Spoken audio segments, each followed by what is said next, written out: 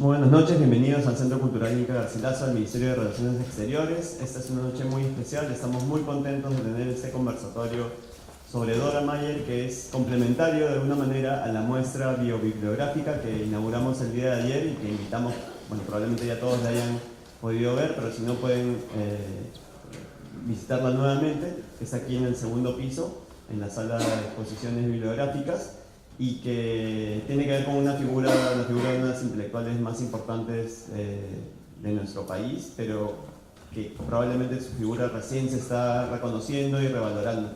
Y de ahí creo que la importancia de esta noche. Estamos muy contentos por eso de tener a gente que sabe mucho de ella, de escritoras, del feminismo en el Perú, de la labor que hizo Dora Mayer, digamos, en la Asociación Proindígena. Así que tenemos a Sara Beatriz Guardia, a Margarita Segarra, a Joel Rojas, que la próxima semana además estará también presentando el libro que tiene sobre Dora Mayer. Agradecemos a ustedes por venir aquí a conversar y por ilustrarnos sobre la figura de Dora Mayer y un tipo tan importante para las mujeres en el Perú. Antonio Chan, que es colega e historiador, va a ser quien lleve adelante la moderación. Y estamos especialmente agradecidos porque tenemos aquí a don Andrés Paredes Luyo, discípulo de Dora Mayer, quien la conoció a ella, fue su profesora. Ayer nos ha ilustrado además nos ha contado todas las anécdotas que tiene sobre Dora Mayer, cómo la conoció siendo profesora de inglés. Y estoy seguro que su participación en esta noche tan especial va a hacer que todos nos interesemos también por la figura y de esta mujer de esta figura tan potente de esta mujer. Así que en primer lugar, don Andrés ha tenido la amabilidad de venir a compartir con nosotros este conversatorio y él va a dar unas palabras iniciales esta noche. Muchísimas gracias, don Andrés, por estar con nosotros.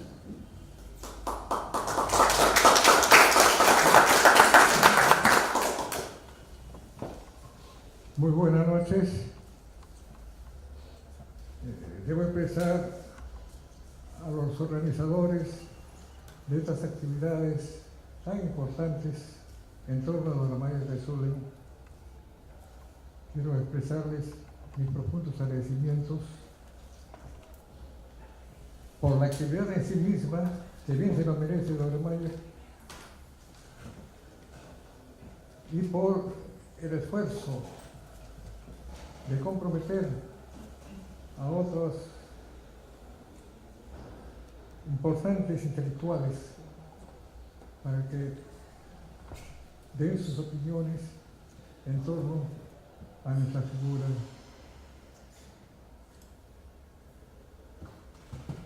Y lo hago con un profundo sentimiento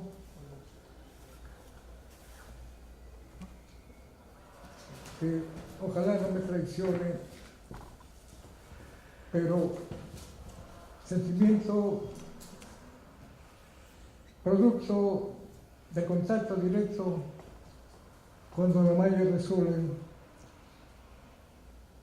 de haber gozado su afecto, de haber gozado de sus orientaciones y consejos que han guiado realmente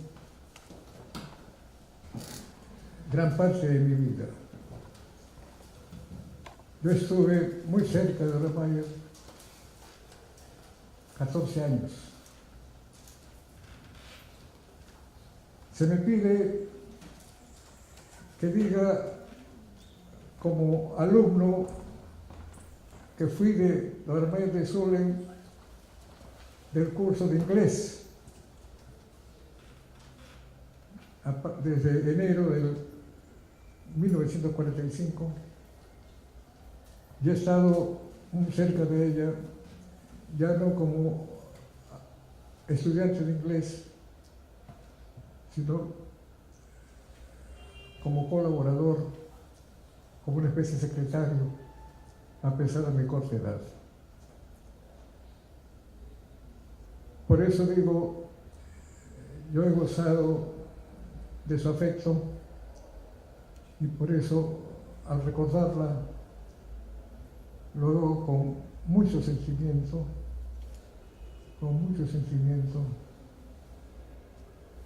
e incluso de no haber estado al lado de ella en sus momentos finales.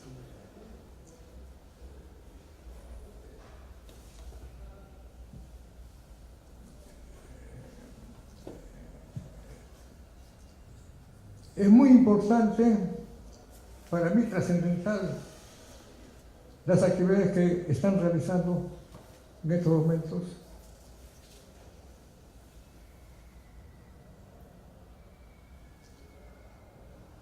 Porque a juicio de uno de sus biógrafos, de Dora Mayer, Manuel Sanutelli, por ejemplo, comienza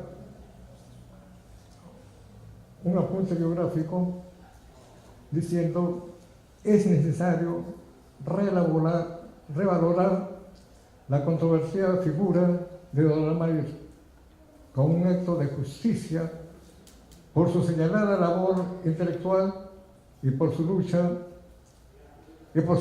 tenaz en bien de la masa campesina. Yo me permitiría agregar de la masa campesina, de la masa obrera y del pueblo peruano en general. Revalorar, creo que ese es un punto de partida que tiene que mantener continuidad, sobre todo en los momentos tan difíciles por que atraviesa nuestra patria.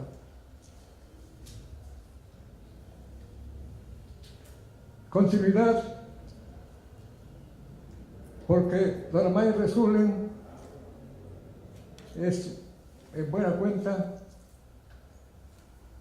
un paradigma de honestidad, de modestia, de solidaridad, de colaboración a pesar de sus escasos recursos, de solidaridad con sus hermanos que se encontraban en situaciones difíciles. Por eso, ojalá se pueda cumplir con ese deseo, con esa necesidad, con esa exigencia.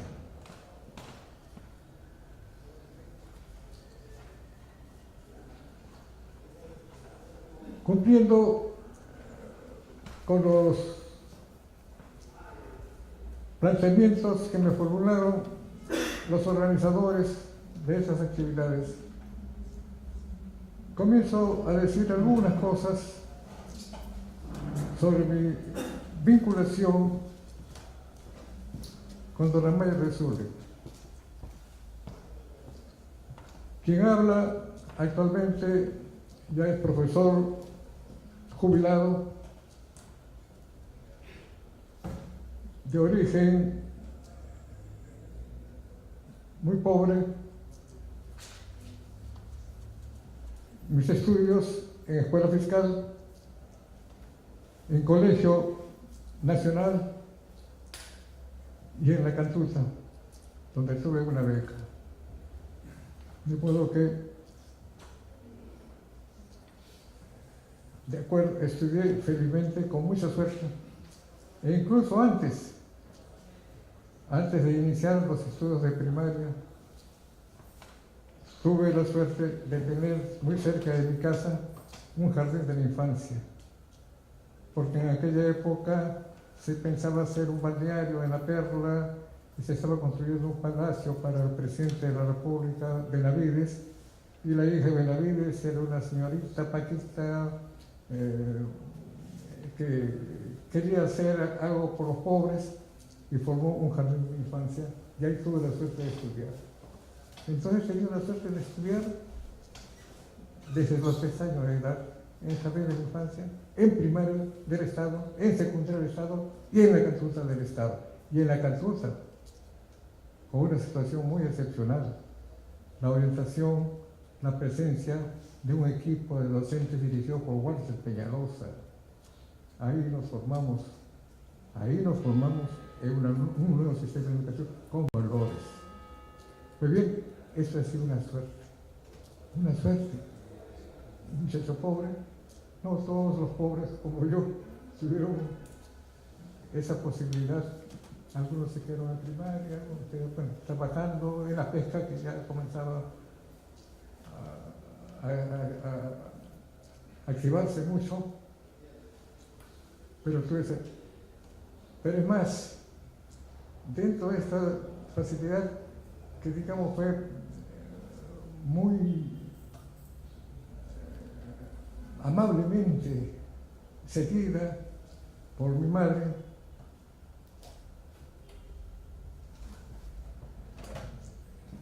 tuve también la inmensa fortuna, cuando estaba en tercer año de primaria, una profesora, Albornoz, recuerdo su apellido, que me cogió pues seguramente alguna simpatía, cariño,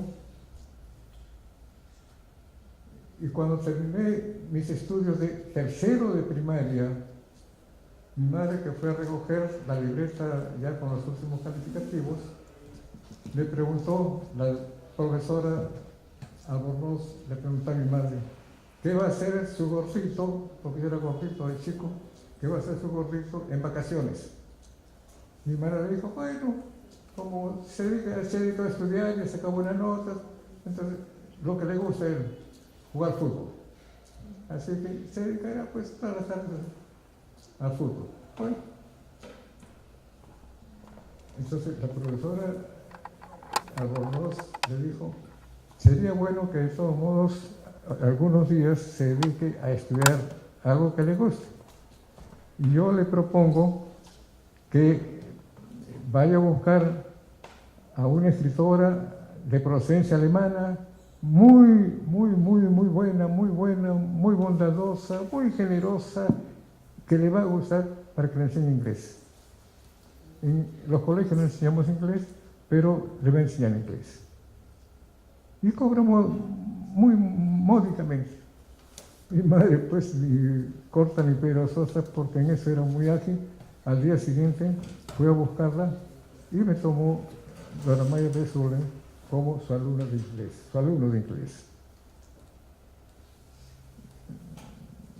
Digo entre paréntesis, le he dicho a Joel, que es el que más me entusiasmaba para esta actividad, hablar de mis relaciones con Dora Maya es un poco como que yo me estoy autoelogiando, pero no. Todas estas cosas a mí me ayudaron mucho, porque yo salía muy feliz de tener un jardín de infancia, feliz de aprender a jugar la ronda, feliz de las canciones, bueno, etcétera, etcétera. Pero feliz, pobre pero feliz. Yo no he vivido amargado a pesar de que había que batallar fuerte después. Pero estoy diciendo cómo. Pero la presencia de algunos docentes muy humanista, muy generosa, muy bondadosa, muy humana, como la del profesor Albornoz.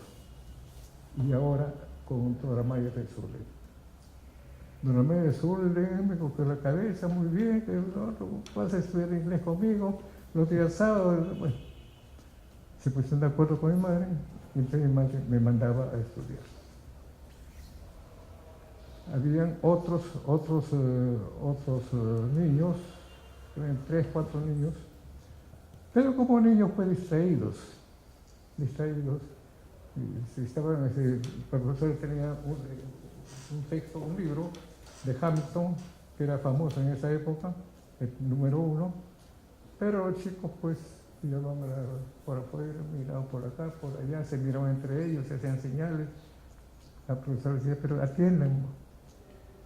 Y me ponía como ejemplo, veo como Andresito está atendiendo bien. Me preguntaba y yo respondía. Bueno, pero eran cosas como esas, pero nunca se molestó ni con los chicos que no seguían adecuadamente las clases. No se jamás. ha sido una muy sencilla en el trato, es alegre, daba confianza, nunca se molestó con ningún travieso.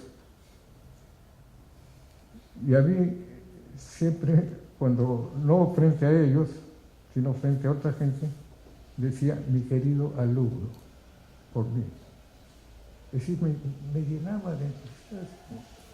Fíjense cómo en un niño eso lo fortalece, lo fortalece. Y gracias a ella, a ese fortalecimiento, donde contribuye naturalmente mi madre, o otros profesores, como la profesora que he mencionado, Albornoz, o otro profesor extraordinario para mí del último año de primaria, de sexto de primaria, el profesor Palacios, hombre genial. Ese reforzó mi sentido. Reforzó. Es decir, no eran psicólogos, eran profesores, dictadores de clase, muy buenos didactas, pero se ganaban la atención, se ganaban la confianza de los alumnos. Y ese profesor, voy a mencionar, todo está mezclándose, extraordinario, profesor Palacios, sexto de primaria. Ya en sexto de primaria estaba terminando inglés con Doramayer, ya estaba en el cuarto libro, muy voluminoso. Y digo esto porque aquí marca, digamos, un punto, marca una partida, un punto de partida hacia el futuro, con Doramayer. Y también gracias a este profesor Palacios. Pues digo, he sido un sujeto de suerte, buen profesor. Claro, no era el único, éramos 40 alumnos en primaria, en sexta primaria, pero los 40 no recibían con entusiasmo todo lo que nuestro profesor decía. Bueno, pero naturalmente todos lo queríamos. Y ese profesor fue un profesor extraordinario, como digo, porque sin ser psicólogo ni psiquiatra, me curó. ¿Qué había pasado? En el jardín de la infancia estuve muy feliz porque aprendí muchas canciones y muchas poesías y las recitaba. Y mi madre feliz a donde me llevó me hacía recitar. Yo recitaba como loco. Mi madre feliz porque la felicitaban a ella y a mí. Bueno, esa fue cuando llegué a primero de primaria, mi madre le dice, para las actuaciones, póngalo a mi hijo porque sabe recitar. A la primera actuación que hubo en el colegio, como salía, le dieron una poesía para recitar. Y yo feliz fue porque ya estaba acostumbrado. Me pusieron mi silletita, porque yo era chiquito, mi silletita para levantarme un poco. Y a la hora que iba a comenzar, se me borró la memoria. Se me borró. La profesora que estaba al lado ni me alcanzó ninguna palabra, nada. Me barrió, yo bajé y llegué a mi casa. Mi madre dice, ¿qué te pasó? Me olvidé. Pero si vuelvo a repetir, vamos a repetir. Me olvidé. Y nunca más quería regresar. Segundo, tercero, cuarto, quinto, sexto de primaria. El profesor era muy aficionado a los sketches, al teatro. Y entonces, para medio año, hizo una actuación en el cine de Bellavista. Y bueno, tienes que actuar. No, me olvido. Tienes que actuar. No, le conté pues por qué. Tenía todo bien sabido, me entregaba, solamente moví los brazos y nada más. Me dijo, bueno, eso ocurre a veces, son vacíos, no ocurren. Pero con eso no, porque en el teatro, y me llevó al teatro, ahí hay un hueco, está levantado, eso se le pone una cubierta y yo estoy ahí con el texto. Si olvidan de algo, le doy el pie y pueden seguir. Me dio confianza, aprendí de mi parte, intervine en 2 actos y quedé feliz porque quedé curado. Y de ahí en adelante pues seguía con mi memoria como iniciado. Bueno, vean ustedes el aspecto tan positivo, tan importante del profesor. Y a mí nunca se me ocurrió, incluso cuando estaba terminado secundaria, nunca se me ocurrió que debía ser profesor. Acá viene otra influencia de otro personaje muy importante. Yo creo en la gente, creo en lo que tienen poder para transmitir. Walter Peñalosa. Bueno, volviendo a Dora Mayer. Dora Mayer, avancé, los estudiantes de niños como yo, llegaban ahí, estaban 3 meses, 4 meses y se iban. 3, 4 meses se iban. Yo continuaba, como yo llegué hasta el 4º tomo. Y Dora Mayer me dio otra satisfacción enorme, de confianza. Es decir, ahora me parece una cosa increíble. ¿Cómo se le ocurre pues a Dora Mayer hacerme esa propuesta y llevarme, como ya traducía, no hablaba bien? Es decir, no, la enseñanza era un poco incompleta, era más el libro y la traducción. Y él pronunciaba un poco, pero creo que ahí tenía su defecto. Pero cuando ya estaba en 6º primaria, yo traducía con mucha facilidad y alguna palabra que no tenía me decía consulta con el diccionario. Y bueno, entonces de la Grace, una empresa naviera, etc., a veces le llevaban trabajos para traducir. Me mandaban cables, no sé qué, y ella traducía y veía su propósito seguramente. Un buen día me dice, yo pierdo tiempo en eso, pero tú puedes traducir. A ver, traduce eso. Así, mañana, te arreglas bonito, vamos a hablar con el jefe. Me llevó a la Grace y le dijo, bueno, yo hago estos trabajos, pero mi alumno también puede hacerlo. Así que viene a las vacaciones, por favor, tómelo, que se encargue de él, que se gane su propinita, pues. Y el jefe dijo, no, ¿cómo es un niño? ¿Cómo vamos a contratar a un niño? Pero él sabe, pues, él sabe. No, pues, usted siga nomás con eso. Entonces ella quedó un poco desconcertada. Me dijo que no se da cuenta que sí sabes traducir. ¿Por qué no se contrata? O que te dé su propina, pues. Bueno, ¿cómo se le ocurrió? Es decir, confianza, pero eso me daba a mí es decir, he aprendido, gracias a estos gestos, a tener una confianza en mí mismo. Bueno, pero repito, toda esa época. Y por último, como le decía, ya el 6º primaria terminado con el 4º tomo, y me dijo si yo sabía escribir a máquina. Dije no, me dio su máquina para aprender a escribir a máquina y me convierte en algo así como su secretario. Y de ahí en adelante, ya era el año 47, porque comencé con el año 45, el año 47 ya era el secretario, tipeaba sus artículos. Y no solo eso, sino que a veces se los llevaba a donde quería, pues en el Callao, no a Lima, para que lo publicaran en el periódico del puerto. Entonces hemos estado en ese trabajo con una... Ella se notaba pues muchas necesidades. Y creo que eso es hasta el último día de su vida. No tuvo intereses materiales que defender. Intereses materiales, claro, buscaba la forma de resolverlos, pero vivió muy pobremente. muy pobremente. Y aquí, como para terminar, lo que significó su modestia,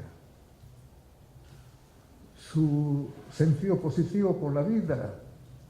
Estaba, pues, digamos, con problemas muy serios económicos, pero estaba luchando por los trabajadores del frigorífico, por otro problema de barrio, por los problemas mayores como su lucha en favor de la raza indígena, que es, diríamos, un aporte personal mayúsculo que antecedió al gran trabajo de José Carlos Mariátegui. Y José Carlos Mariátegui lo reconoció, y José Carlos Mariátegui abrió las páginas de Amausa y Dora Mayer de Solén escribía artículos extensos en su revista. Pero ese trabajo que no solamente, bueno, el año 17 ya prácticamente ya no existía este instituto en favor de los indígenas, pero quedó la semilla y la continuaron, digamos, Mariátegui y sus seguidores. Acá podemos decir, entre paréntesis, a pesar de que hubo un impasse, porque era muy independiente Dora Mayer de Sur en su pensamiento. Lo que le parecía bueno, esto es bueno, y es bueno, argumentaba, fundamentaba. Podía discrepar con otra persona, discrepaba, pero no daba su brazo a torcer. Y entonces, a pesar de haber recibido el reconocimiento de Mariátegui, ella tenía algunos,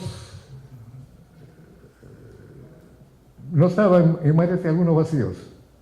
¿Por qué Mariátegui no hace una campaña por la solución de las provincias retenidas por Chile de Tacna y Arica?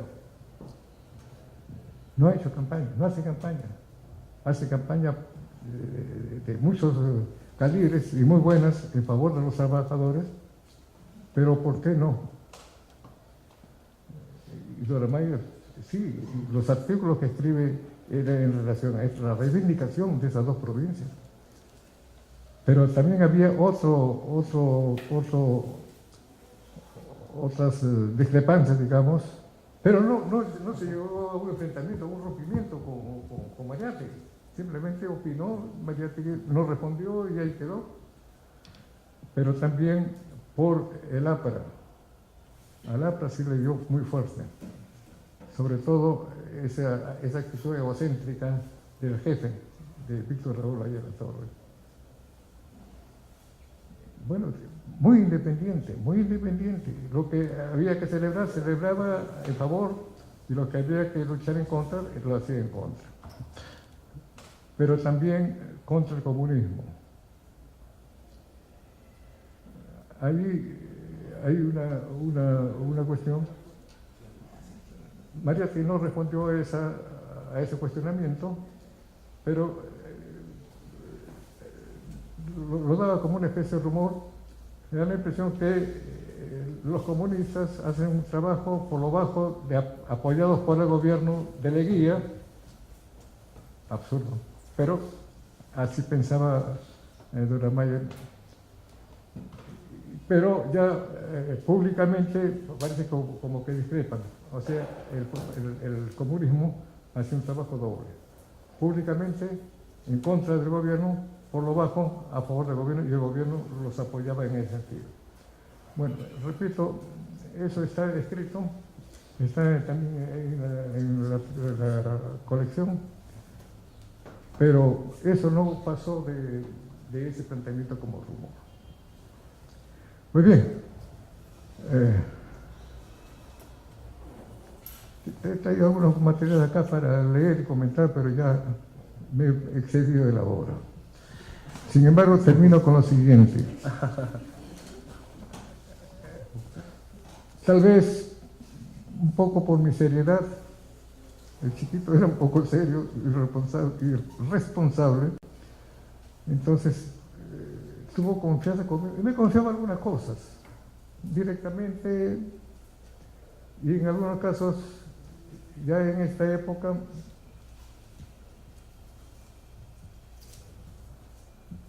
mantengo el sobre ya oxidado por el tiempo. Está con su nombre, Andrés Paredes Rollo, presente en una cartita que me dejaba. Anota cuando me la entrega. Yo creí que esta carta la tenías hace tiempo y ahora veo que ha quedado rezagada. Seguramente lo metí en un cajón y no me la entregó. Me la entregó tardíamente.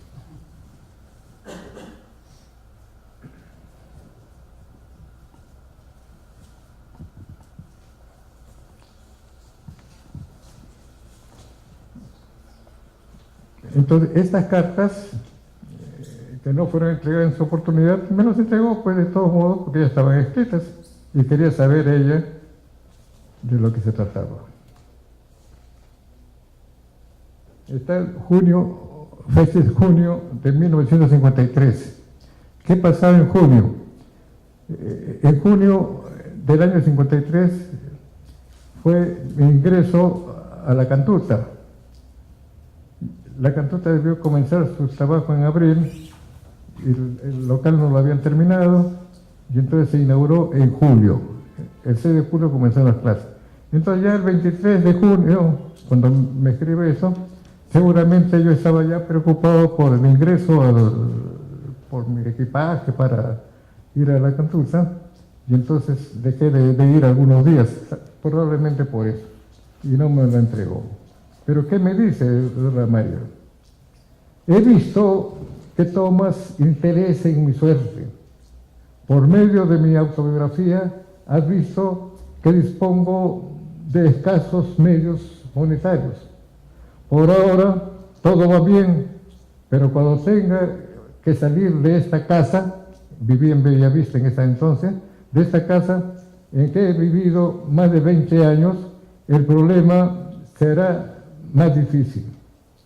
A causa de la Primera Guerra Mundial, los precios de las subsistencias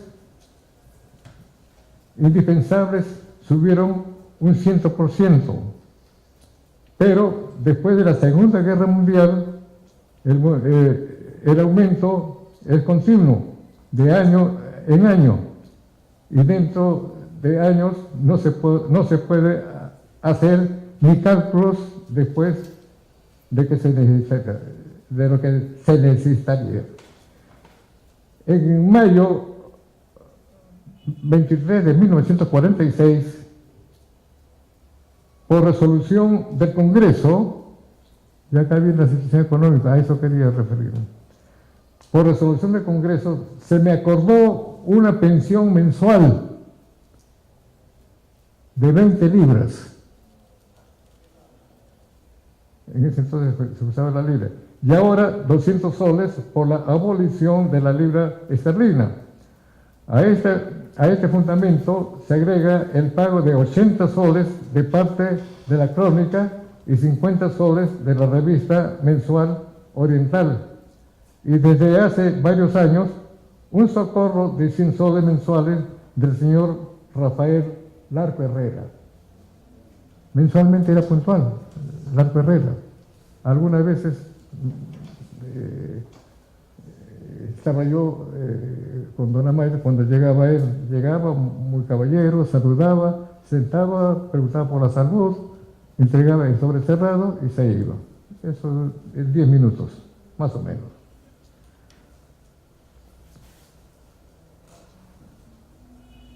Pago ahora nada más que 80 soles mensuales de alquiler, digamos, con las gaveras 100 soles. Pero en mi alimentación no gasto más que en pan y leche. Pero los va a salar la familia que vivía con ella, porque el espacio era grande, era una especie de patio, ella tenía 2 habitaciones ahí grandes también, y ellos improvisaron su casa de madera, entonces vivían como una familia, ¿no? No gasto más que en pan y leche, pues los Mazalar me dan la comida porque no pagan alquiler. Ahora que me mude, esto va a cambiar. Creo que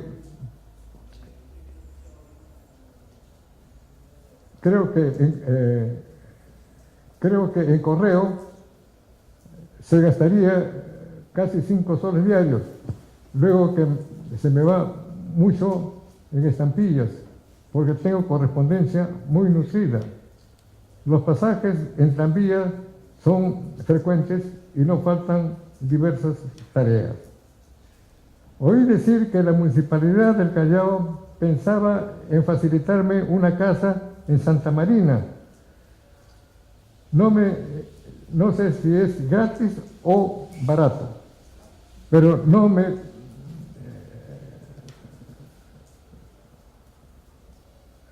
pero a mí me bastan 2 cuartos como tengo aquí, pero necesito de ayuda también, de compañía, para no morir de tristeza. Aquí en Bellavista tengo unas 6 amistades alrededor, donde puede pasar las tardes. Creo que todavía podría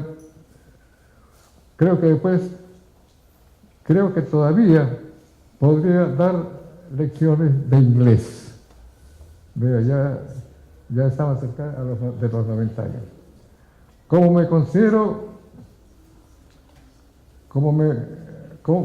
me consideras, medita sobre lo que te expongo. Yo debía meditar sobre, y aconsejarle algo, decirle, pero ¿qué podría decirle? Nada, absolutamente. Muy bueno para conmigo. Y perdona esta larga historia en momentos en que tú también arrastras nuevos problemas. Todos los nuevos problemas serán de ingreso a la cantuta.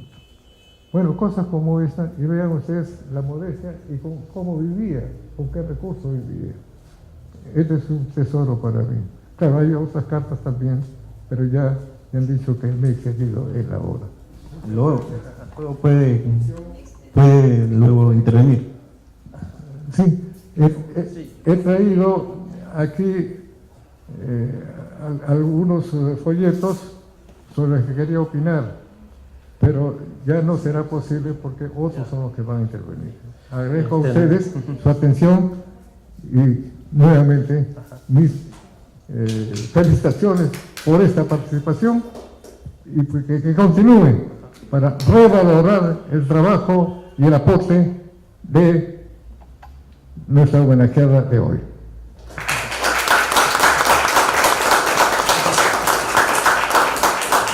Muchísimas gracias, señor Andrés Paredes, por su presencia. En verdad que he quedado muy embelesado con su testimonio y con las cartas que han sido una completa sorpresa para mí, ¿no? De que en este recinto se pudiese escuchar se pudiese escuchar una lectura de una carta escrita por Dora Meyer. Así que, en realidad, esto más que una conferencia en la cual cada una de las personas habla sobre un tema en particular, yo quiero presentar esto como un diálogo obviamente pues vinculado pues a Dora Meyer. Entonces yo quisiera hacer una somera presentación de las demás personas que nos acompañan esta noche y a continuación, como digo, abrir el diálogo en el cual digamos los 4 invitados pueden participar, ¿no?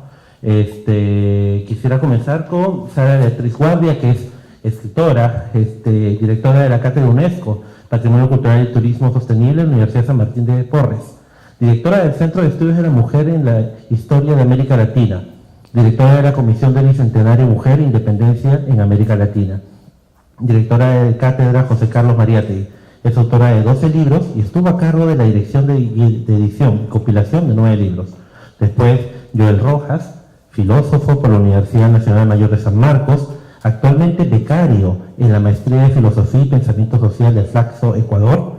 Forma parte del Grupo de Investigación Pedro Zulen, del Grupo de Estudios Ontología Política, ambos pertenecientes a la Universidad Nacional Mayor de San Marcos, y del Comité Consultivo de la Cátedra José Carlos Mariátegui. También es director de Antagonismos, revistas de filosofía política. Es coautor y editor de En torno a Pedro Zulen, 2003, y Repensando a Augusto Salazar Bondy, 2015, así como compilador junto a Rubén Quirós y Pablo Quintanilla de Pedro Zulen, Escritos Reunidos, 2015, y a Margarita Segarra, magíster en Historia por la Universidad Nacional Mayor de San Marcos y bachiller en la misma disciplina por la Universidad Católica. Es docente en la Universidad de San Marcos y en la Universidad de San Ignacio de Loyola. Asimismo, es miembro asociado del Instituto Veragüero. Ha publicado en diversos medios nacionales e internacionales en torno al relevante papel que cumplieron las escritoras, educadoras e indigenistas del siglo XIX y XX en la construcción del primer feminismo en el Perú. Entre ellos destaca el artículo Dora Meyer, los indios y la nación peruana a inicios del siglo XX. El Fondo Editorial del Congreso de la República, en el 2016, publicó María de Jesús Alvarado, la construcción de un intelectual feminista en Lima, 1879-1815. Quisiera ceder la palabra a Sara Beatriz para iniciar este diálogo entre los invitados. Muchísimas gracias. Estaba tan embelesada escuchando a Andrés Paredes que yo pensé que ya no íbamos a hablar. Y la carta me ha parecido impresionante, ese nivel de que ella como va explicando su vida, pero sobre todo esa parte tan triste, cuando ella dice no solamente el tema económico, sino cómo me gustaría que estuviera alguien para no sentirme sola, ¿no? Esa mujer sola, sin esposos, sin hijos, que los alumnos han debido ser parte fundamental de su vida. Entonces, muchas gracias por esa parte que yo no la pensé, no la había visto. Yo creo que es muy importante para iniciar, no sé si hay un tema que habíamos pensado sobre las escritoras inicialmente, tratar esto, si les parece. Yo creo que es bueno conocer algunos antecedentes de por qué se produce en la década del 20, de 1920, que es lo que a mí me llama la atención en el estudio que he hecho, es la presencia tan importante de las mujeres en la revista Mauta. ¿Cuándo empieza? ¿Cuál es el camino que se sigue? ¿Cuál es la trayectoria para esto? Es muy importante tener en cuenta que cuando se da la independencia, en ninguna constitución las mujeres son reconocidas como ciudadanos. Los ciudadanos de la naciente república son hombres letrados y profesionales. Por consiguiente, las escuelas dedicadas a las niñas y a la educación femenina era una parte anecdótica donde podían estudiar un poco de repostería, un poco de religión, un poco de educación, pero nada más. Y cuando en 1835 o 40 alguien sugiere que puede haber cursos de matemáticas, se crea tal controversia en la sociedad de que consideran que ¿para qué iba a estudiar matemáticas una mujer que simplemente se anula? Es con el gobierno de Castilla que se produce una reforma de la educación importante que incorpora para las mujeres cursos como geografía, como historia, como matemáticas. Y yo creo que el producto de este comienzo de la nación, de este comienzo de la educación en la nación, es que surgen en 1870 mujeres tan importantes como Mercedes Cabello, como Clorinda Mato de turno y como Teresa González de Fanning en educación, que pone un liceo donde las niñas empiezan a estudiar y empiezan a formarse. También la presencia de Manuel González Prada tuvo un papel definitivo en su trabajo Las mujeres y la iglesia, cómo él concibe la educación y cómo todo esto va a llegar al 1900, donde hay una importante figura que Margarita les va a hablar, seguramente porque ella tiene un trabajo sobre ella, que es María Jesús Alvarado. Y todo ese periodo hasta el 20, que las mujeres empiezan ya a estudiar, empiezan ya a tomar la palabra, empiezan ya a pelear por sus derechos, por su vida, por lo que ellos consideran ser ciudadanas, ser personas. Y es en este periodo, entre 1926 y 1930, que está la revista Mauta, que es central en lo que va a ser la primera expresión de Dora Mayer, porque si bien en 1909, a propósito de una reunión que hay en el centro universitario donde está Pedro Su-Len, que era chino que pues se pone Su-Len, es que ella crea esta amistad, este amor, esta historia, y fundan en 1909 la Asociación Pro Indígena, que va a jugar un papel muy importante en torno a lo que es el apoyo a la cantidad de juicios que había en ese momento, de reclamos y de una serie de circunstancias de los indígenas. Y será el primer artículo de Dora Mayer de Su-Len, que ella se ponía de Su-Len, de Dora Mayer, en el primer número, septiembre de 1926, la Asociación Pro Indígena. Es el primer artículo de ella. Y en ese primer artículo de ella dice: dormida estaba la nación, efectivamente, dormida frente a los indios, a los desposeídos, a los que no tenían nada, a los despreciados. Y esta asociación va a cumplir, como lo reconoce Mariátegui, 2 o 3 hechos fundamentales. Va a despertar y va a señalar lo que está sucediendo en la sierra, en Lima. Va a crear en Lima un sentimiento proindígena, va a abrir las puertas a otros debates, a otras formas. Y como él lo mismo lo dice, por supuesto, con la Asociación Proindígena, con ninguna asociación filantrópica va a solucionarse el problema del indio, con ninguna. Pero ese es el comienzo y ese es el valor. Después ya en los 7 ensayos dirá la parte central, que es el cambio de los indios, será obra de los indios y serán ellos quienes hagan el cambio. No habrá nadie que les indique el camino y nadie será en ningún momento y en ninguna circunstancia una relación filantrópica.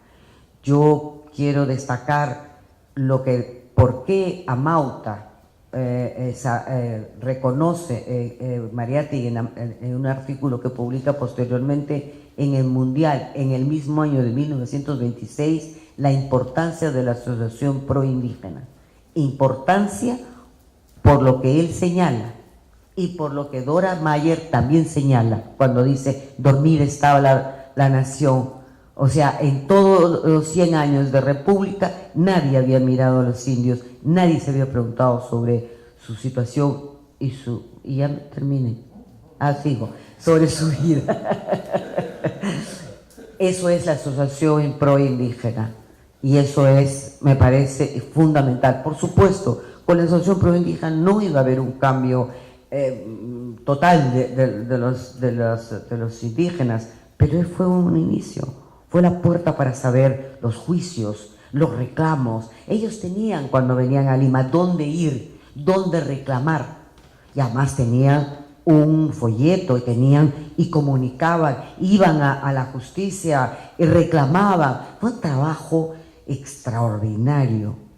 1909, la primera asociación proindígena. O sea, ¿se imagina la independencia en 1821 y recién 1909? O sea, ¿cuánto demora para mirar a esa parte de la población cuando dice en 1800 en el Teatro Politeama, el 28 de julio, González Prada: no conforman el Perú los habitantes de Lima ni de la costa, son también fundamentalmente los habitantes desposeídos, olvidados de los Andes. Recién es en el Politeama, el 28 de julio, hay la primera voz. Imagínense qué retraso para mirarnos como nación, como una sola nación, donde no se privilegie el pensamiento, el sentimiento y la ideología de los españoles eurocéntrica. El mundo es patriarcal y el mundo es eurocéntrico. Lo demás no existe. Tendrán que pasar muchos años y ahí para mí es el punto definitivo de Dora Mayer. Para mí es lo más importante. Después también quisiera referirme para continuar, para que Margarita continúe, quisiera referirme en una segunda parte sobre los 7 artículos que ella escribió en Amauta. Porque cada uno de esos artículos marca definitivamente un momento. La fórmula Kellogg, que es la primera, donde ahí menciona lo que dice Andrés Paredes Luyo, que es la reivindicación de Tacna y Arica, en plena controversia por el famoso referéndum. Ella toca los temas centrales en los 7 artículos de Amauta, que van del 1926 al 28, el 29 no escribe más que el comienzo. Mariátegui llega solamente a dirigir hasta el número 29, muere Mariátegui en 1931 y los 3 últimos números ya los dirige Ricardo Martínez de la Torre. Ya no figura ningún artículo, no solamente de Dora Mayer, de ninguna mujer. O sea, la participación de las mujeres en la revista Amauta termina con la muerte de José Carlos Mariátegui. Entonces mejor cedo para no seguir.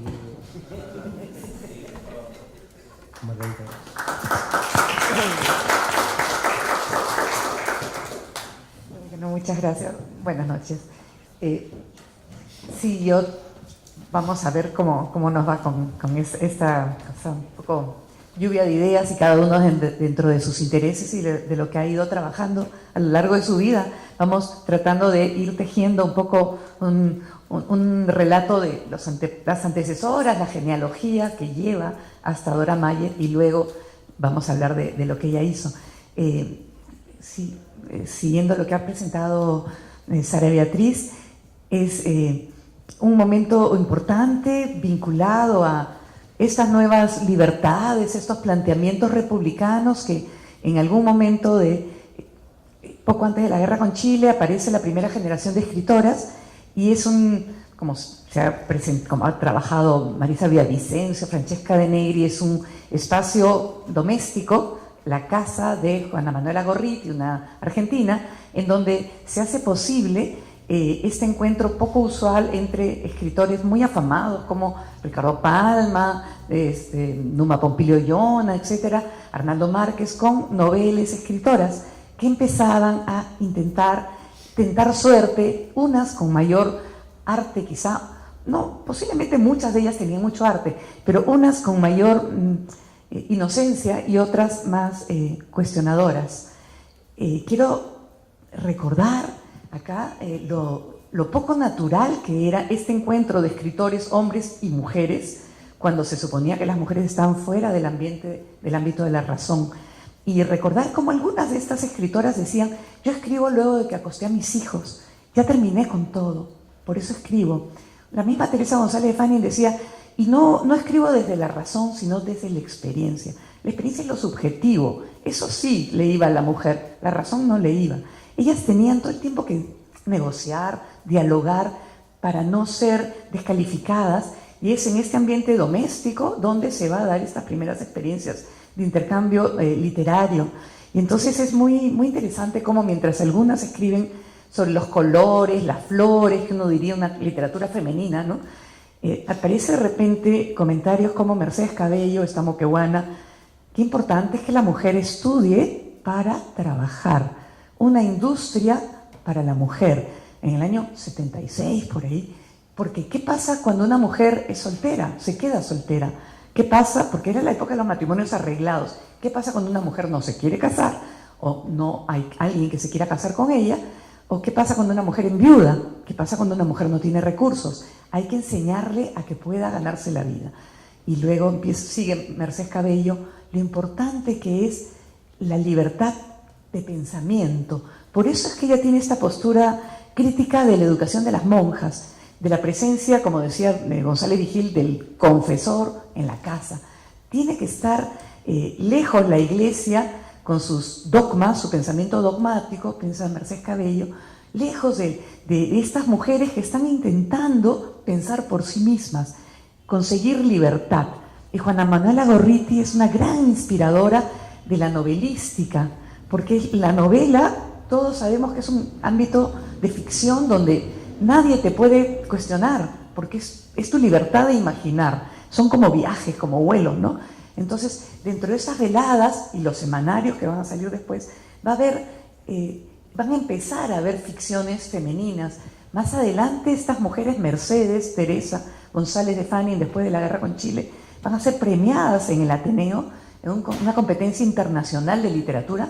Primer puesto, Mercedes Cabello; segundo puesto, Teresa González de Fanning, haciendo novelística. Entonces, novela es impresionante porque realmente permite mover cosas, mover terrenos. No era un discurso feminista. Ellas es una literatura con moraleja, si se quiere. A las mujeres que se comportan de determinada manera según el ideal liberal, les va bien. A las que se portan como las tapadas coloniales, seductoras y con poca moral, les va mal. La mujer tiene que ser austera, moral, esforzada, buena madre. Entonces lo ponen a través de sus personajes y es esa libertad que se va generando en ellas. Y Teresa González agrega: ¿qué pasa cuando la mujer llega a los 30 años? Está en su mejor momento intelectual, pero si es solterona, o si es soltera o solterona, como le decían ya en esa época, o es una arrimada a la casa de su familia, o está para vestir santos. Y se acabó el destino de ella. Hay que educar a las mujeres para que puedan ser capaces de conseguir un trabajo digno y decente. Y esto va a permitirles ser autónomas en su elección de marido. O sea, no desesperadas con esas antenas que tenían las mujeres en la colonia y en el siglo XIX. ¿Cómo hago para gustarle y que ese hombre me mire y me escoja? Porque sin un hombre no soy nadie. Entonces, ellas están en ese tránsito. Es bien difícil, es complejo, es complicado. Cada uno de estos pequeños pasos nos parecen tan poca cosa ahora y son enormes. Clorinda Mato, que está muy jovencita, ha venido de Cusco y va a ser incluso coronada en una de las veladas literarias, es una mujer que va a dar grandes pasos porque va a traducir al quechua, un idioma que incluso hoy día no lo sabemos, casi está desapareciendo, no lo valoramos. Ella va a traducir al quechua los evangelios. Ella va a hablar en esa novela increíble, Ave sin nido, acerca de, después de que los indios habían sido considerados como causantes de la derrota de la guerra, ella los presenta como bondadosos, buenas personas, inteligentes. Uno dice, pero es poquito. No, es muchísimo, porque en Lima no se pensaba a los indios. Y ella está trayendo otra imagen, un indio rehabilitado, un indio que no traicionó al Perú. Entonces, y además está cuestionando que los sacerdotes van a la sierra, ya sea cristiandad, librepensadores. Entonces es un mundo, se van tejiendo redes invisibles entre estas vanguardistas, mujeres, también algunos hombres, para ir empujando, porque era tan difícil y sufrieron tanto, como usted ha mencionado. ¡Qué vida tremenda! Yo fui a la casa de María Jesús Alvarado a inventariar su colección en el año 88. Era pobrísima, quedaba en San Isidro, en la calle Conquistadores, cuadra 3, pobrísima la casa. Ya María Jesús había fallecido, pero muere con muy, muy escasos recursos. Esta gente honesta, llena de ideales, nacionalistas, patriotas, con una moral impecable, ¿no? La ética guiando la vida. Bueno, solo para ceder el paso a los demás, en esta primera parte, comentar cómo María Jesús Alvarado, que es feminista, como pasa con otras feministas en Estados Unidos, en otras partes, se solidarizan con otras causas. Y ella va a ser invitada por Dora Mayer a entrar a la Pro Indígena y va a ser vocal de la Pro Indígena en 1912. Igual, María Jesús Alvarado va a invitar a Dora Mayer a ser del Consejo Consultivo. Quizás no tenían exactamente las mismas ideas. Dora Mayer apoyaba los derechos. Sí, ella pensaba que todos los derechos no se les podían negar a la mujer, de ninguna manera, pero como que el sufragio no convenía. En realidad, hasta los derechos civiles a veces no estaba muy convencida, pero sobre todo el sufragio le preocupaba, pero va a estar en una asociación que estaba por el sufragio como Evolución Femenina y Feminismo, la asociación de Soy la Aurora Cáceres también, Feminismo Peruano. Entonces, ella pertenece porque ella es feminista en el sentido de aquella época. Aquellas personas que empujan por el avance de las mujeres son evolucionistas, están apoyando porque se va a dar, María Jesús Alvarado dice, sí o sí se va a dar la evolución de la mujer, nos guste o no nos guste. A Spencer no le gustaba, pero decía que no había forma de evitarla. María Jesús Alvarado, Dora Mayer empujan para que las mujeres se liberen, avancen, tengan secundaria pública, tengan un acceso a la universidad. Entonces todo este nuevo mundo que se empieza a abrir, ellas son vanguardistas, dan conferencias cuando nadie daba conferencias, fundan asociaciones civiles cuando nadie. O sea, es una época, escriben en la prensa prolíficamente. Dora Mayer 50 años escribe en El Comercio. Entonces, bueno, llego hasta acá solamente para hablar de todas estas personas que algunas antes y otras durante la vida de Dora Mayer están interpelando, están avanzando, están creando como una interlocución, como una malla con la cual es posible tener la fe, el optimismo de que las cosas pueden cambiar. Es una etapa de puro optimismo hasta la Gran Guerra, posiblemente, en el caso de Dora, hasta Rumimaki quizá, es una etapa de optimismo.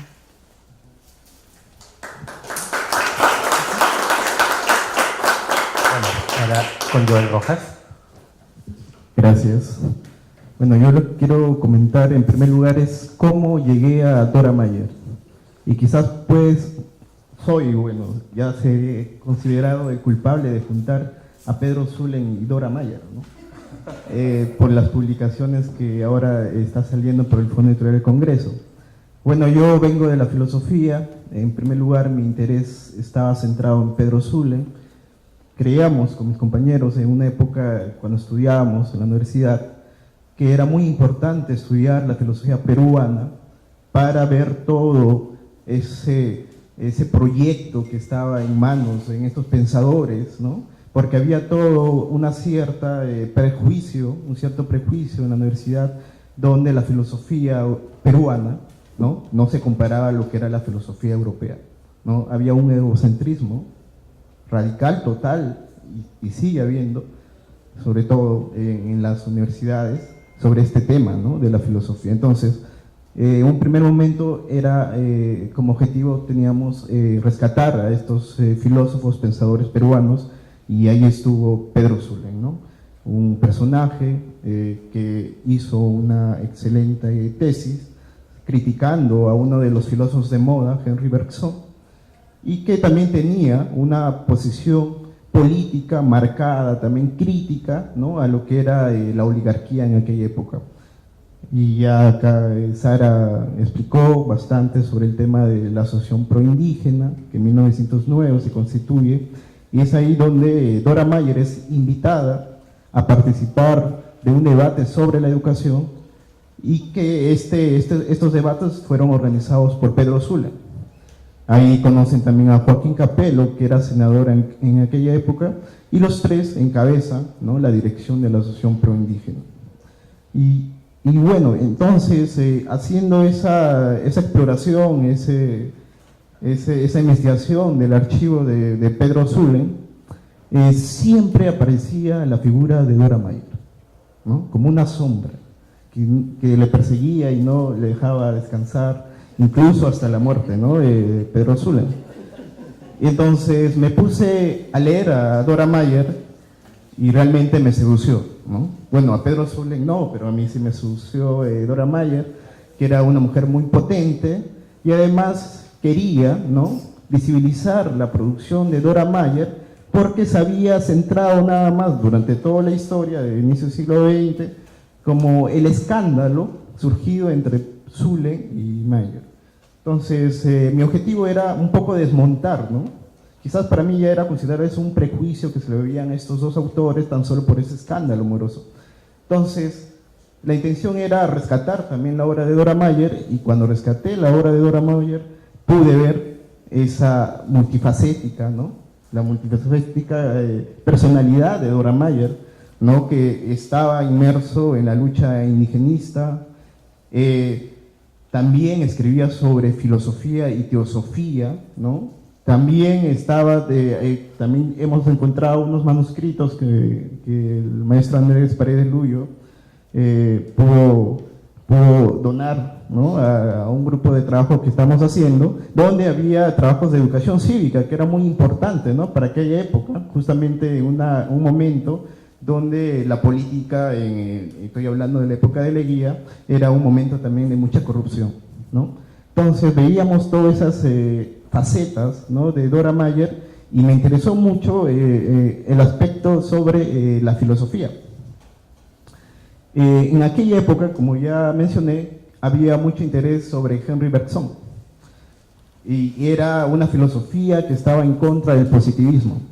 Dora Mayer, en sus primeros artículos, ¿no? escritos en El Comercio, lo compila en un libro que se llama Estudios Sociológicos, que está compilado, por cierto, en ese volumen. Ahí podemos ver cómo Dora Mayer está apropiándose de toda esa discusión entre el positivismo y también el espiritualismo, ¿no? representado en Henri Bergson. En primer lugar, va a aceptar y va a dar concesiones al concepto de evolución de Charles Darwin, y por eso va a pensar también que va a haber un proceso de evolución en las personas para poder criticar justamente toda esa corrupción política que hay, porque ella pensaba, y eso ya estoy entrando un poco a su reflexión metafísica, porque creía que había conciencias superiores a otras, en la cual, ¿no?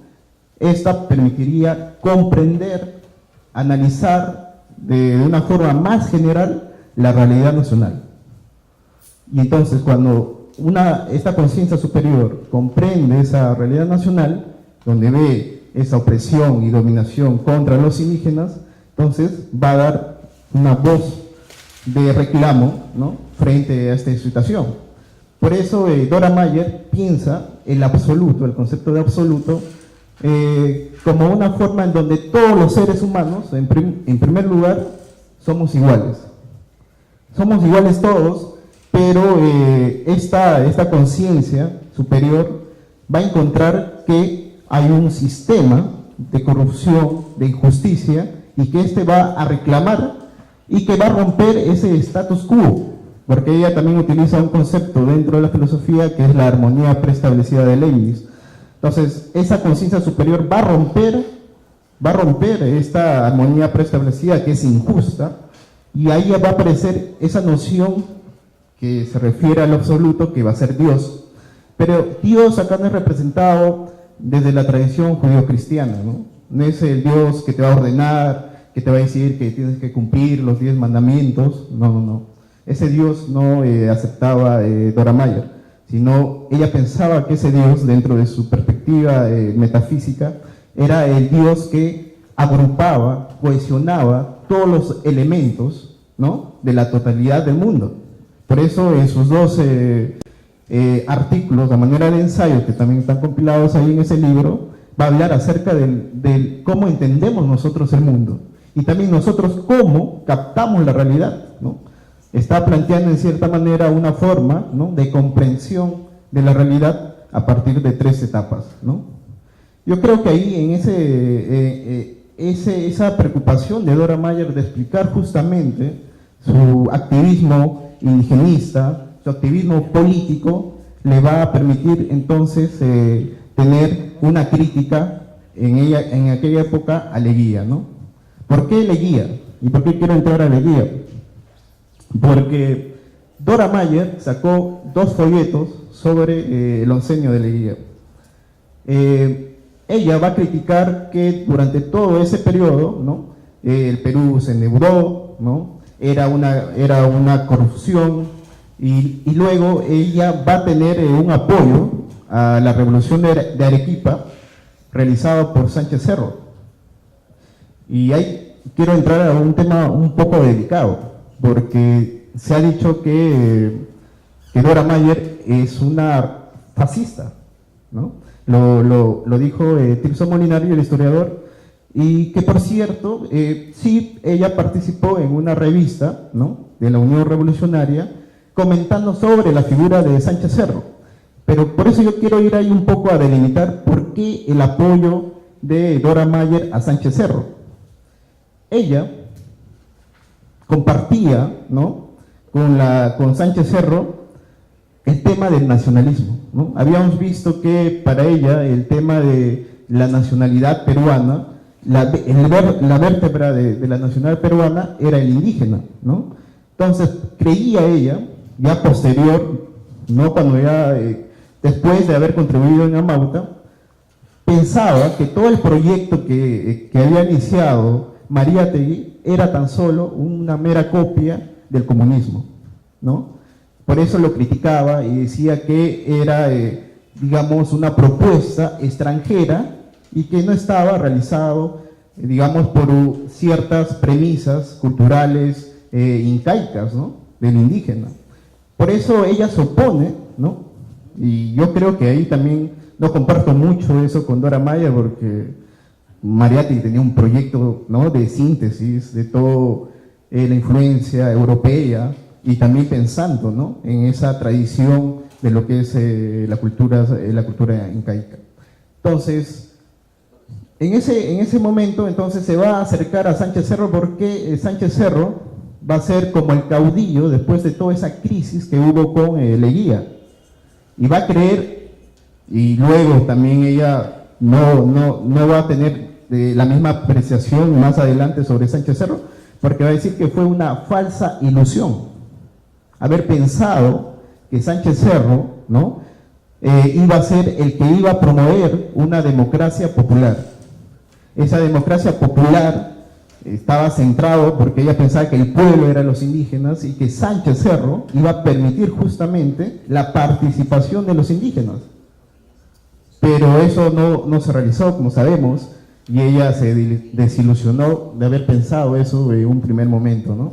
Y por eso yo no creo que Dora Mayer es considerado, ¿no?, como una fascista. Más bien tuvo, creo, una participación también ya posterior crítica al fascismo y también al nazismo, ¿no? Y en esa propuesta entonces vemos ya que también Dora Mayer piensa ya no desde una centralidad del indígena, lo que es la cultura peruana o la nación peruana, sino que también ella está pensando sobre la inmigración china, ¿no? También ella habla acerca también de los afroperuanos. Entonces ella lo que está pensando ya es que la variedad cultural del Perú, ¿no?, tiene que ampliarse, ¿no?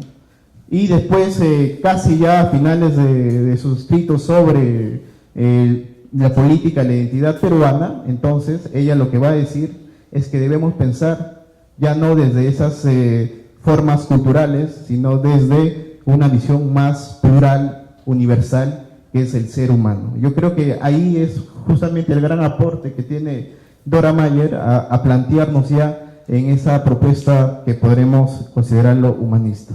Por ahora yo cierro ahí y vemos si hay algunas preguntas.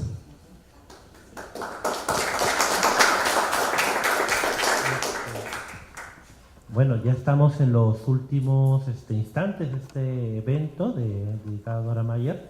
Lo que yo quisiera es volverle a hacer las palabras a cada uno de ustedes, pero para que unas breves palabras de cierre, ¿no?, en torno a todas estas reflexiones que hemos tenido, algo bastante corto. Quisiera comenzar con Margarita Segarra. Gracias. Sí, me iba a quedar triste si no lograba hablar del deber proindígena. Yo hice un artículo sobre el trabajo específico de ella en la prensa, que era muy importante en la Asociación Proindígena, porque la Asociación Proindígena se planteaba, por un lado, difundir las leyes a las poblaciones indígenas para que se apropiaran de esa posibilidad de defenderse de la manera legal, que es la postura liberal, y por otro lado, denunciar hacer propaganda, crear conciencia en los públicos urbanos, y eso era el deber proindígena. Y ella empieza articulándolo, y van escribiendo varias personas, y a medida que pasan los años, desde el año 12 al 17, cada vez ella tiene más presencia y escribe más artículos, y al final el artículo, el deber proindígena completito, se lo escribe ella, y yo creo que hasta lo debe de haber financiado, porque ya la proindígena estaba desde la rebelión de Tucumán haciendo muchos problemas, muchas grietas, ¿no? Quería comentar que solamente que ella es una mujer que puede darse el lujo de estar en relación con todos esos grandes intelectuales, Ribagüero, Emilio Secchi, Joaquín Capello, que están, ¿no? Zulen, que están en la proindígena, porque ella tiene esa autonomía, esa sensación de que realmente ella tiene la verdad consigo. Quizás su misma origen alemán. Alemania era la primera potencia, la raza superior se pensaba en esos años. Todas estas cosas la pueden haber validado, autorizado, y también el que no tenía una tutela masculina. Ella dice sobre los indios lo siguiente: los que llaman la nación peruana no adivinan cuánto sufre el indio campesino. Este indio no adivina que su sufrimiento individual importa la lenta sangría y la muerte de la nación a la que pertenece. El Perú se muere sin que nadie lo sienta. Entonces ella habla de una nación que es un mito. O sea, no es la nación lo que la gente de la costa cree. La nación son los indios. Y está muriendo porque los indios, su principal componente, está muriendo. Es una visión organicista, solidaria de los elementos de la sociedad. Dice, en Putumayo se ha querido asesinar a una raza entera. Solamente voy a decir algunas palabritas porque no se puede más. Dice, la nación peruana no es blanca, nuestra colectividad nacional no es un pueblo de raza blanca, ni tenemos que poner nuestro orgullo en el color blanco, ni en la pureza etnológica de nuestra sangre. Y lo tenía que decir una mujer que era blanca, que era alemana, para hacer algún efecto. Decir, ella es peruana, 4 años y pico en Alemania, el resto de su vida acá, ¿no?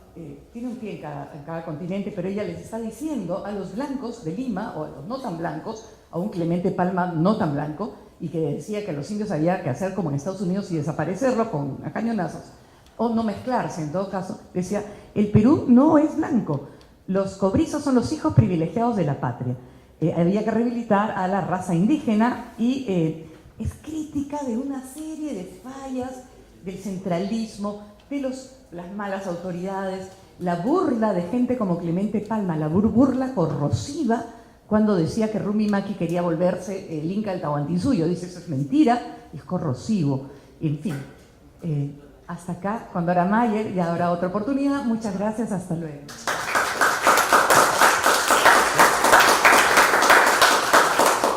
Bueno, yo no sé qué voy a decir en 4 minutos, pero... no, 2 me has dicho, ¿no? 3, digamos, 3. Yo quiero solamente hacer referencia en 2 líneas, por eso es que he sacado mis apuntes para no demorarme, que escribió Dora Mayer en Amauta, las partes fundamentales. Les dije que había 7 artículos de ella. El primero era la Asociación Proindígena, donde ella explica por qué ha hecho esa asociación. Y luego viene la fórmula Kellogg, que es el momento que se está confrontando el tema de la pérdida por la guerra de Tacna y Arica. Entonces miren lo que ella dice: pero si la nación quiere hacerlo, o sea, pelear por Tacna y Arica, exijo y quiero que la nación se pare firmemente y altivamente y que declare de su íntimo y profundo sentimiento.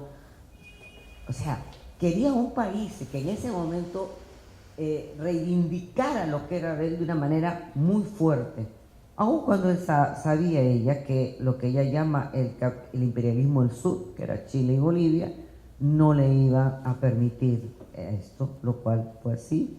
En el tratado de 1929, Chile quedó con Arica y Perú recuperó Tacna, pero no Arica. En América para la Humanidad, que es el otro artículo, señala que para los norteamericanos, los únicos americanos son ellos. Aunque ese pensamiento, por supuesto, dice ella, no se le puede decir a nadie de los mismos norteamericanos. Y además, los norteamericanos, americanos, tienen que ser blancos, no hay de otro color. Y entonces ella dice, ¿Qué hacer frente a eso? Simular cortésmente que podemos cambiar de color, que podemos volvernos blancos para poder ser admitidos en el festín de banqueros de Wall Street. O sea, es bien fuerte lo que ella plantea. Después habla del problema religioso en Hispanoamérica. Es cuando se hace la guerra, hay una confrontación entre la iglesia y el Estado en México. Entonces ella dice una cosa muy interesante. Dice que si el Estado, o sea, si los mexicanos quieren que haya colegios laicos, ¿por qué no respetan a los que quieren estudiar en colegios religiosos? Porque ella es una mujer que adscribía muchísimo al catolicismo. Sin embargo, ella lo que dice es, lo que más destaca en este libro es la enardecida actitud de las mujeres cuando no solamente salieron a las calles, sino que durante una movilización que tuvo lugar en Guadalajara atacaron los soldados a cuchillos. Y miren lo que dice, que esto que el socialista reclama como liberación es lo que la mujer tiene: la iniquidad de las leyes, la servidumbre personal, el desprecio sufrido como categoría o como clase, la explotación desvergonzada por el más fuerte. Todo eso lo ha impuesto y lo impone todavía los hombres a las mujeres. Y para terminar, porque me parece muy importante, tengo un minuto, es las diferencias ideológicas de José Carlos Mariátegui y de Dora Mayer, que no se manifiestan cuando Mariátegui está vivo, es cuando Mariátegui ha muerto. Por eso es que no le contesta. Mariátegui lo único que se refiere es a la asociación pro indígena en el artículo mundial. Es posteriormente, y acá en su artículo El oncenio de Leguía, en donde ella sostiene, José Carlos Mariátegui, un destacado talento, se encarga de adiestrar a un grupo de jóvenes intelectuales de ambos sexos en las doctrinas de Lenin y de Marx. Cuando toda lectura liberal estaba prohibida, la revista Mauta circulaba. O más propiamente lo que ella dice, su retoño, labor apropiada para penetrar con su material en las masas populares. Incluso llega a decir que el libro Peruanicemos el Perú de José Carlos Mariátegui debía haberse llamado Sovieticemos el Perú. O sea, la oposición que ella tiene a José Carlos Mariátegui no es superficial, es una oposición ideológica y fuerte, y hay una parte de un artículo de ella de comunismo y fascismo que es bien fuerte, en el sentido que ahí no sabes si está alabando un poco incluso el fascismo. Pero hay una carta que se las he traído, que la deben tener, no me he fijado si está ahí, creo que sí. Cuando muere Anita Keape en 1991, su hijo Javier Mariátegui publica en el anuario una carta. ¿Puedo continuar, por favor? Consigna una carta que le escribe Dora Mayer a Ana Keape de Mariátegui, o sea, a la esposa de Mariátegui, y dice algo que me parece bien importante. Creo que como personalidades, Mariátegui y yo hemos sabido respetarnos mutuamente, aunque una honda diferencia de ideas nos separa cada vez más e irreconciliablemente. Y a mi sentir, esto quitaba objeto a la continuación de plática entre nosotros. Dos convicciones o propósitos completamente definidos poco pueden ganar de los acercamientos incapaces de influir en su rumbo. O sea, ella mantenía una posición que me parece interesante, la sostenía, y por eso llega a decir, es tan irreconciliable la posición de él y la mía, que ya no es posible el diálogo porque ya no podemos influir uno en el otro. Bueno, yo seguiría, pero no puedo.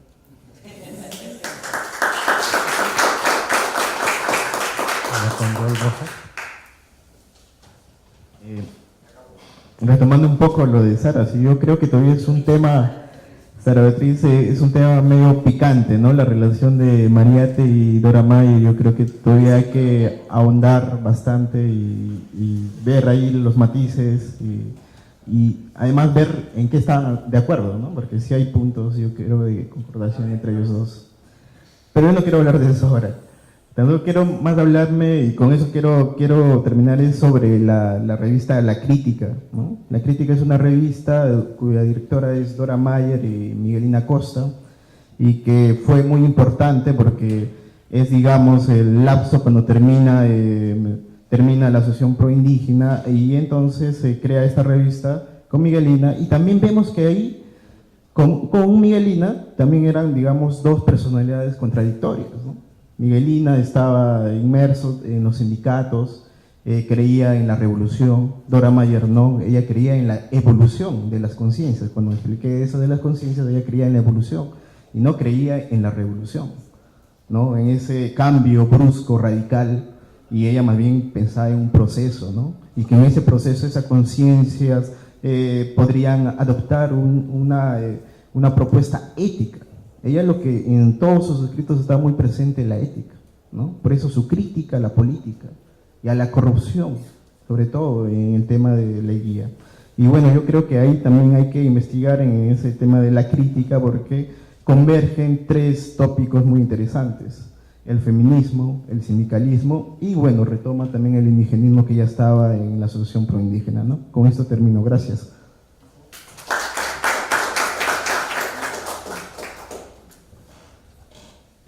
Bueno, ya para finalizar el evento quisiera que el señor Andrés nos dé algunas reflexiones finales. Agradecemos mucho a cada uno por su asistencia, pero creo que el testimonio que nos brindó al inicio de este evento, de dar no solamente testimonio personal, sino leer cartas que son de la propia Dora Mayer, ha sido muy simbólico, ¿no? Así que quisiera cerrar esta mesa con unas reflexiones. Permítame brevemente, muy brevemente, señalar algunas propuestas que brotan de este importante encuentro y que deben ser impulsadas y realizadas en el futuro, siguiendo la línea del pensamiento y lo escrito por Dora Mayer de Zuller. Son propuestas. Una,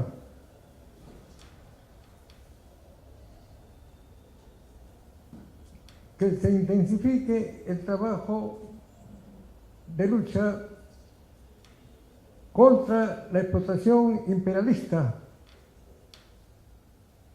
que empobrece a los pueblos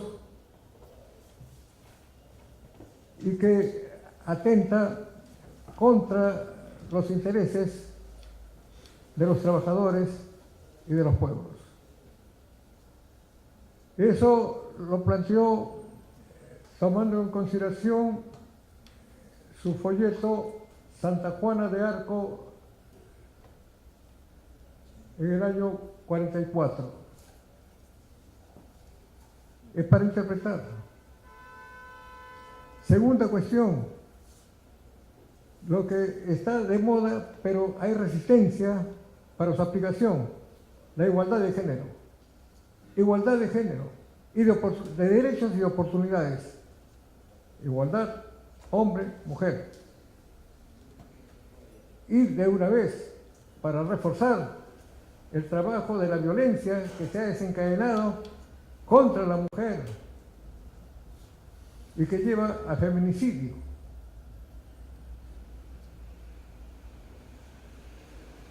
En tercer lugar, del pensamiento y lo escrito por Dora Mayer de Zuller, hay cosas que deben estar consignadas en el programa de estudios y no por decir, esa es cosa política.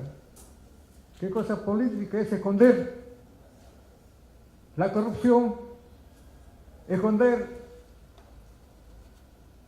la explotación de los poderosos contra la clase obrera y los campesinos.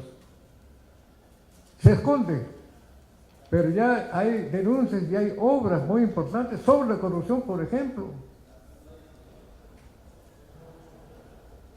Y Dora Mayer da el ejemplo de esta lucha contra la corrupción, por la honestidad, por los valores. Y en estos dos tomitos sobre el oncenio de Leguía se hacen denuncias y planteamientos que deben ser conocidos por los niños y los adolescentes. Está escrito. Puede ser como parte del contenido de los planes de estudio o como temas transversales. Dora Mayer Zulem tiene, y hay materiales en el libro en que se han recopilado muchos de sus escritos sobre la formación cívica de los niños y de los adolescentes, sobre la formación ciudadana. Y esto es, digamos, un tema para el presente y para el futuro. Si hay una adecuada formación ciudadana y hay una participación por lo mismo del pueblo en los destinos y en lo que se hace en el gobierno, lo que se hace para resolver los problemas fundamentales, si participara realmente la ciudadanía, en ese caso no habría más control y no pasarían todas estas cosas que estamos viendo deshonrosas todos los días.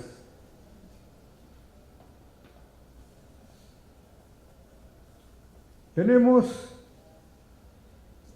formas inadecuadas, injustas,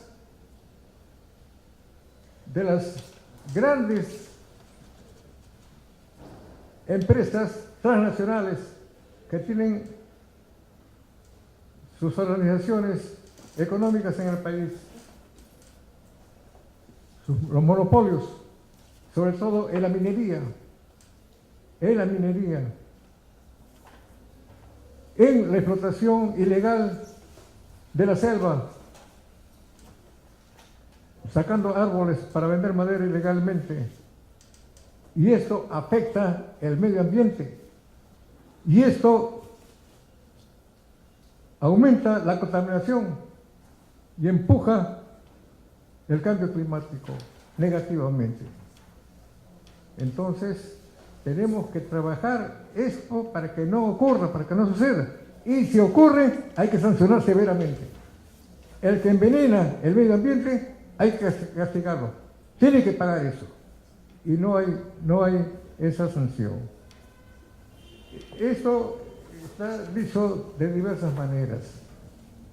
Pero sobre todo la ciudadanía, para volver al tema anterior, la ciudadanía, hay un interés por parte de Dora Mayer Zulem por reforzarla.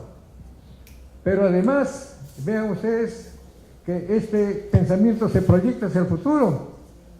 La UNESCO ha propuesto, frente a los problemas mayúsculos que vive la humanidad, como el calentamiento global, por ejemplo, es necesario que todos los pueblos, toda la ciudadanía de todos los países participen en la solución. Ya este no es un problema que resuelve un país, sino el problema que resuelve toda la ciudadanía unida en el mundo.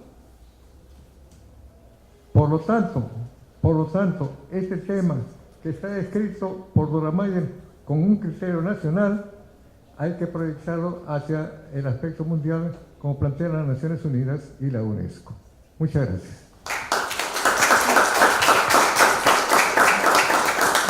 Agradecemos mucho la presencia de los invitados que contamos esta noche acá en el Centro Cultural Inca Garcilaso y a ustedes por haber venido a ser oyentes de este conversatorio. Muchísimas gracias.